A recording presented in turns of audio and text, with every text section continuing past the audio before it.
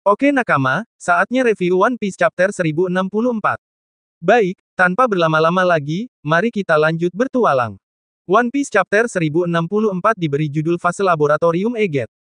Masuk ke cover story lanjutan Germa 66. Perjalanan tanpa emosi volume ke-22. Dengan kru bajak laut Blackbeard, Kuzan, dan Van Augur. Yang akhirnya terjawab sudah. Memang informasi yang terukam kala Akainu ini berkomunikasi dengan salah satu Gorosei. Kuzan adalah bagian dari Kurohige. Itu adalah sebuah kebenaran. Namun kita belum tahu apa motif sebenarnya. Kalau secara pribadi, aku masih berpikir ini ada kaitannya dengan SWOT. Karena Distract, yang juga SWOT, menyusup masuk ke dalam sebuah kelompok bajak laut besar, atau Yonko. Nah, apakah Kuzan juga layaknya Distract menarik untuk ditunggu? Dan memang benar. Dari cover story kali ini, tertuliskan dua sosok misterius yang datang ke Pulau Kakao di chapter 1046. Adalah Aokiji dan Van Augur. Dan kondisi pulau yang membeku, itu adalah hasil akhir dari kekuatan Kuzan. Yang juga sampai membekukan salah satu komandan manis, mantan Yonko, yaitu Charlotte Cracker. Masuk ke cerita, melanjutkan bentrokan dua kubu. Yaitu kubu Yonko Kurohige, dan kubu bajak laut hati. Yang dikomandoi Trafalgar di Waterloo. Kurohige yang menaiki Stronger dalam mode Pegasus bersama Doki. Bersiap-siap dengan kuda-kuda serangan gura-gura no Mi miliknya. Kurohige mengatakan, jika Lau tak akan bisa kabur dari dia. Sementara Lau, yang memang kita tahu cerdas, meski dengan SDM, atau kru yang meragukan, mengomandoi dengan baik. Pertama dia meminta salah satu krunya, yang bernama Hakuga, seorang karakter dengan topeng unik, untuk mempersiapkan kapal selam polar tank mereka. Rupanya udah siap-siap pergi untuk opsi terakhirnya nih Lau. Wajar sih, lawannya Yonko, dengan kru yang berkekuatan buah iblis semuanya nakama. Kemudian Lau juga mengarahkan Sachi dan Pinguin untuk menuju ke arah pantai. Baru setelahnya untuk menyambut Kurohige dengan serangan gura-gura nominya, Lau mengeluarkan salah satu teknik spesialnya, Air Room. Amputet, sebuah serangan di mana dia menciptakan ruang pada targetnya. Lalu sebuah tebasan akan terjadi, dan membuat lawannya akan terpelah namun tidak terbunuh. Serangan ini pernah digunakan Laut saat menghadapi Vergo, dalam mode full haki. Berlanjut, akibat dari serangan Air Room, Amputet, Stronger, terpelah dan itu menyebabkan kuda-kuda Kurohige saat berada di udara goyah. Akhirnya serangan gura-gura tidak tepat sasaran, namun tetap beberapa kru Lau terkena dampak serangannya ketika Kurohige terjatuh bersama Doki dan Stronger. Beralih ke Doki, yang jatuh bersama Kurohige dan Stronger. Dia terkejut dengan apa yang terjadi, dan bertanya-tanya apakah Stronger sudah mati. Dan dalam sebuah kesempatan, dia melemparkan keranjang apelnya, yang bisa meledak. Yang pernah kita lihat saat awal kemunculannya itu, ketika dia menawarkan apel kepada orang-orang, dan menciptakan ledakan saat apel tersebut digigit. Melihat apel yang jatuh mengarah kepada mereka, kru Lau berlari menjauh, sementara Sachi yang berada di laut, berenang dengan cepat dan menyemburkan tembakan air ke arah apel-apel Doki. Ledakan terjadi di udara, sehingga kru-kru Lau aman. Doki terkejut melihatnya, aku pun terkejut nakama, karena Sachi bisa melakukan hal menunjukkan tadi. Sachi mengatakan jika dia berasal dari North Blue, tepatnya di pelabuhan Frigio. Jadi jangan pernah meremehkannya, karena lawannya tak akan menang jika itu adalah pertarungan di atas laut. Jadi sekarang tujuan mereka adalah menembulankan kapal bajak laut Blackbeard dan kita bisa melihat, kapal Polar Tank sudah berada di dalam laut, dan terlihat ada dua kru yang berenang di dekatnya. Mereka nampaknya sudah bersiap menyerang kapal Yonko Kurohige dari arah bawah laut. Kembali ke pulau tempat pertarungan dua kubu, Beppo Siming beruang unyu berteriak kepada Jember jika ada sniper dari arah jam 3, dan mereka harus melindungi kapten mereka. Beppo ini nampaknya punya kemampuan pengamatan sekitar yang bagus nakama. Mungkin ini salah satu alasan mengapa dia menjadi navigator. Selain itu, karena berasal dari suku Ming, mungkin dia mendapatkan kelebihan pengamatan layaknya binatang buas. Berlanjut ke cerita, berdasarkan arahan dari Beppo, Jember, yang memang nampaknya tameng hidup bajak laut hati, bergerak dengan cepat, melindungi titik buta kaptennya dengan menggunakan tubuhnya. Sampai-sampai, Van Augur, yang memang mengincarnya dengan baik, memuji para kru Lau karena mereka sangat kompak menjaga kaptennya. Aku juga, nakama, terkagum-kagum dengan kru Lau. Meski tidak sehebat kru Luffy, tapi mereka ini kompak, terstruktur, dan sistematis.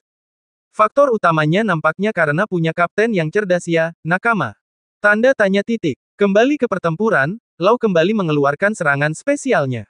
Kali ini dengan Krun, atau Krum, yang sebuah ruang hampa ukuran kecil.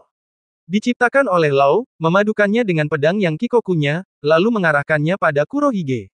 Sehingga sebuah serangan tercipta, Shock Build, pedang Lau memanjang dan membesar, kemudian menembus perut Kurohige. Kurohige terluka akibat serangan tersebut, mantap bener nih pria dengan bounty 3 miliar berry. Dengan bantuan kemampuan kuat buah iblisnya, Trafalgar di Waterloo, layak bersanding dengan para pendekar pedang terkuat. Kalau macam ini nakama, keren memang. Ini baru yang biasa, belum yang kala raksasa, yang sampai menghujam Big Mom ke dasar negeri Wano Kuni. Kembali ke cerita, meski terluka cukup parah akibat pertusuk serangan Lau, namun kemudian Van Augur muncul dan berteleportasi ke dekat Kurohige yang terjarah. Sambil menyalahkan Kurohige karena semua yang terjadi saat ini adalah akibat kaptennya menyerang tanpa rencana. 11-12 lah sama Sencho Monkey di Luffy, serang dulu, berpikir kemudian. Van Augur bertanya pada Kurohige, apakah mereka semua perlu ditarik mundur? Dan kalian tahu jawabannya apa? Kurohige tertawa, sambil terbatuk-batuk dan memaki Van Augur seorang yang bodoh, Kurohige berkata jika pilihan mereka hanya maju. Dan setelah itu, Kurohige tiba di hadapan Trafalgar di Waterloo, dengan bantuan teleportasi dari Van Augur. Jujur nakama, aku sungguh tertarik dengan kekuatan buah iblis kru Kurohige yang satu ini, karena itu sangat keren. Alasan yang pertama, dapat membantunya dengan spesialisasinya sebagai seorang sniper untuk berpindah-pindah tempat. Kemudian yang kedua, orang ini bisa membawa serta seluruh elit kru atau komandan Titans bajak laut Kurohige ke medan tempur dengan sangat cepat. Dan pada kemunculannya, bakalan epik kan mereka tiba-tiba muncul ke tengah pertempuran dengan kekuatan dari milik Van Augur. Kemudian nakama, buah iblisnya ini mirip dengan kemampuan Lau yang juga dapat memindahkan suatu objek. Tapi untuk Lau, dia perlu objek lain untuk ditukarkan. Menarik ini harus dibahas lebih lanjut. Kembali ke pertarungan dua kapten Lau dan Kurohige. Lau berkata tentang semua eksekutif Kurohige yang merupakan pengguna kemampuan buah iblis. Dan dia berkata, jika semua kelemahannya adalah laut. Namun Kurohige menjawab, ini bisa dibilang keuntungan daripada sebuah kelemahan. Untuk orang yang mengetahui semua isi dari buku buah iblis, tentu pasti akan berpikiran seperti itu. Dan buah iblis yang menjadi kekuatan krunya memang semua spesial dan bahkan mendukung keahliannya masing-masing. Bayangkan, pengguna pedang bisa menghilang. Pertarung kuat punya kekuatan super. Dokter punya kekuatan memberikan penyakit. Sniper dapat berteleportasi. Ada sosok yang bisa menyamar atau merubah diri menjadi orang lain. Lalu kaptennya mampu menetralkan kekuatan buah iblis dengan yami-yaminya. Kemudian mampu menciptakan gempa dan tsunami ketika di lautan dengan buah iblis satunya lagi. Dan bahkan, seorang mantan admiral dengan kekuatan beku atau es ada bersamanya. Nikmat buah iblis apalagi yang kau dustakan. Kembali ke cerita. Berpindah ke arah laut, sebuah ledakan terjadi di kapal bajak laut Kurohige. Dan serangan tersebut berasal dari bawah laut. Dengan tujuan nampaknya menenggelamkan kapal Yonko Kurohige. Dan kita bisa melihat di bawah laut kapal Polar Tank dan dua kru laut sebagai pelakunya. Kemudian berpindah ke dalam kapal Yonko Kurohige dalam sebuah jeruji penjara. Kita bisa melihat Charlotte Pudding yang telah diculik Kuzan dan Augur ada di sana. Dan ini adalah kali pertama sebuah cover story langsung terhubung dengan cerita yang berjalan. Biasanya kan cover story itu untuk cerita-cerita selanjutnya. Tapi memang dengan kemampuan Van Augur, memang hal ini menjadi mungkin terjadi. Karena dengan kemampuan teleportasi, berpindah dengan cepat dari satu tempat ke tempat lain. Bukanlah hal yang mustahil dilakukan. Tapi meskipun Augur dan Puding ada di TKP saat ini, kita belum bisa melihat Kuzan ya nakama. Di mana kira-kira Kuzan dan grup Kurohige yang lain pun tidak terlihat. Selain Burgess, Augur, Stronger, dan Doki. Kembali ke Charlotte Pudding. Dia dijaga oleh dua Korocho Yonko Kurohige. Mereka nampak tenang meski telah terjadi ledakan di kapal. Karena mereka percaya, semua akan berakhir. Karena para komandan atau eksekutif mereka sangat kuat. Kemudian kita bisa melihat, Puding yang mengatakan, jika Big Mom masih hidup, mereka tidak akan mendengar kata-kata seperti itu. Dan kedua Korocho membalas perkataan Puding. Dengan mengatakan pada Puding, jika dia terus percaya pada legenda lama, maka Puding tidak akan pernah maju ke zaman berikutnya. Wah, ada benarnya ini kata-kata para Korocho. Ya, era lama akan berganti dengan era baru. Dan saat ini, yang dihadapi kelompok Yonko Kurohige adalah salah satu kelompok bajak laut yang bertanggung jawab atas kematian Big Mom. Kemudian kembali ke pertarungan dua kapten yang saling mengadu kekuatannya. Lau dengan pedangnya yang sudah dipadukan dengan krom. Sementara Kurohige dengan tinju gura-gura. Kita bisa melihat hilatan-hilatan hitam tercipta. Apa itu Hausoku Haki Nakama? Menarik untuk dibahas secara terpisah. Dan setelah itu, dalam face-to-face, Lau yang sedikit tegang melihat Kurohige yang tersenyum khasnya. Mengeluarkan teknik lain dengan buah iblis yang lain. Blackwater, ucapnya. Apa yang akan terjadi selanjutnya? Ini menarik. Tapi yang pasti kekuatan Kurohige dengan yami-yaminya mampu menetralkan kekuatan buah iblis. Dan jika itu terjadi, maka nasib buruk akan dihadapi Trafalgar di Waterloo. Tapi aku percaya, Lau mampu melalui itu. Jadi mari kita tunggu bersama kelanjutan di chapter berikut. Dan di saat yang bersamaan, dengan bentrokan dua kapten bajak laut era baru, kita bisa melihat Akainu mendapati kabar tentang pertarungan bajak laut Yonko Kurohige dan bajak laut hati Trafalgar di Waterloo. Pertarungan tersebut terjadi di Winner Island. Dan pertarungannya belum selesai. Dan informasi itu membuat Akainu frustasi. Apalagi dengan jabatannya sebagai Fleet Admiral saat ini. Karena kita tahu, ketika dua bajak laut besar, apalagi itu adalah Yonko, dan orang yang telah mengalahkan Yonko, terjadi bentrokan. Itu akan menciptakan gangguan pada keseimbangan dunia. Seperti yang sudah kita tahu sebelumnya. Karena kekalahan salah satunya, tentu akan menciptakan konflik besar yang lain. Atau bahkan kekacauan dan bahkan pergerolakan dunia. Sungguh menarik. Lalu cerita kemudian berpindah ke Pulau Eget. Kita bisa melihat pasifista tidak lagi menyerang Luffy dan kawan-kawan. Namun saat ini, kondisi mereka berbeda dari sebelumnya.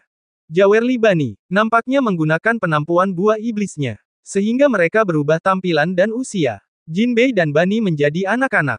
Sementara Luffy dan Chopper menjadi sangat tua. Luffy dengan tampilan usia 70 tahun. Kemudian setelah itu, kita mendapatkan informasi dari Jinbei, yang dalam wujud anak-anaknya, dia menceritakan mengenai Bartolomeo Kuma. Menurut yang dia tahu, tanpa ada maksud untuk menghina Bunny sebagai anaknya. Masih bijak aja nih Jinbei. Meski jadi anak-anak.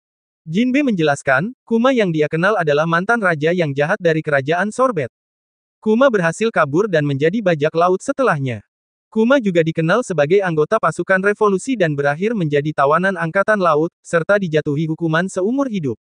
Namun karena Dr. Megapang tertarik pada kekuatan tubuh dan kekuatan terpendam Kuma, sehingga untuk mendapatkan beberapa kondisi, tubuhnya telah diubah dan jadi bagian proyek pengembangan pemerintah.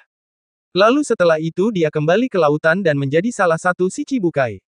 Kemudian setelahnya, Jinbei mengkonfirmasi apakah benar seperti itu kepada Bunny. Setelah Jinbei berbicara, kita bisa melihat Bunny mengambil sesuatu dari tempat mereka saat ini, yang merupakan tempat pembuangan. Sehingga barang-barang Dr. Vegapunk banyak di sana. Dan ternyata yang diambilnya itu adalah sebuah pedang beam atau pedang laser. Bunny mengatakan jika dia tahu terkait tiruan dan Shichibukai. Tiruan di sini mungkin yang dimaksud adalah pasifista. Namun menurut Bunny, merubah ayahnya menjadi robot itu adalah hal yang berbeda. Bunny juga mengatakan meskipun jika dia tahu itu sejak awal, siapa yang akan percaya dengan cerita itu? Kemudian Jinbei kembali berkata, Kuma harus bertahan dengan hukuman seumur hidupnya.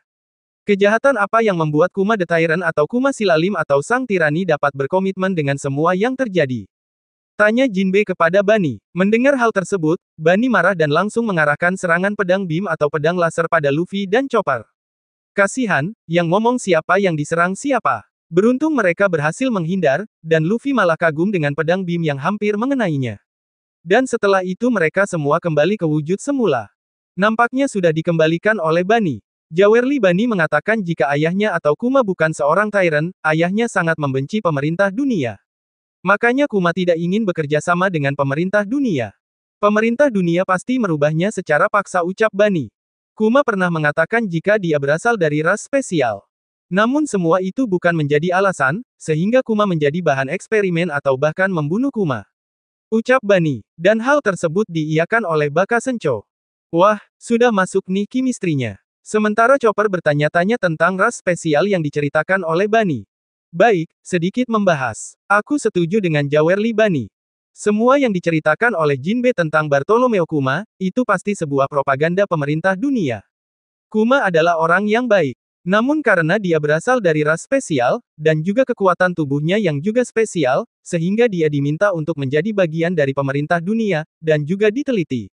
Namun karena Kuma membenci pemerintah dunia, dia menolaknya.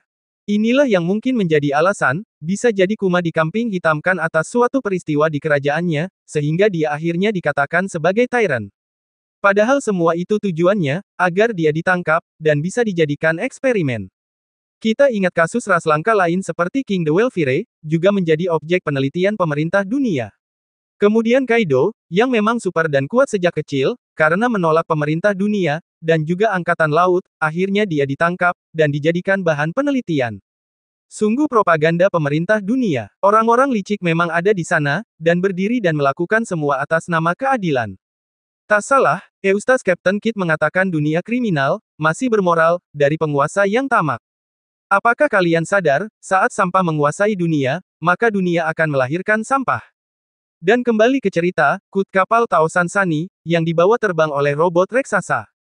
Ternyata robot milik Vegapunk melilit Pang 02 bisa terbang, dan itu disebut Pegaforce 01. Memiliki mesin jet di bagian belakang robot, sebagai tenaga pendorong, dan dengan bantuan alat gravitasi, Pegaforce 01 memiliki kemampuan mengapung di laut. Alat gravitasi hanya untuk area sekitar Pulau Eget. Wah, keren ini. Yo, Franky, bisa dong. Modifikasi Iron Pirate Franky Shogun, sehingga bisa terbang dan juga bermanufaktur di laut. Ini tempatnya sang jenius dunia. Saatnya mengambil tempat dan ilmunya, jadilah muridnya. Jadikan dia gurumu, Franky.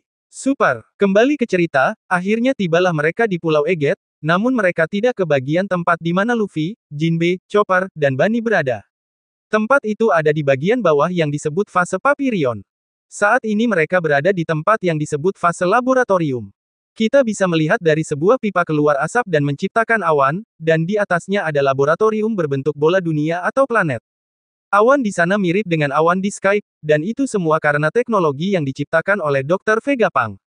Dan setelah itu, mereka tiba di sebuah pintu raksasa dari laboratorium.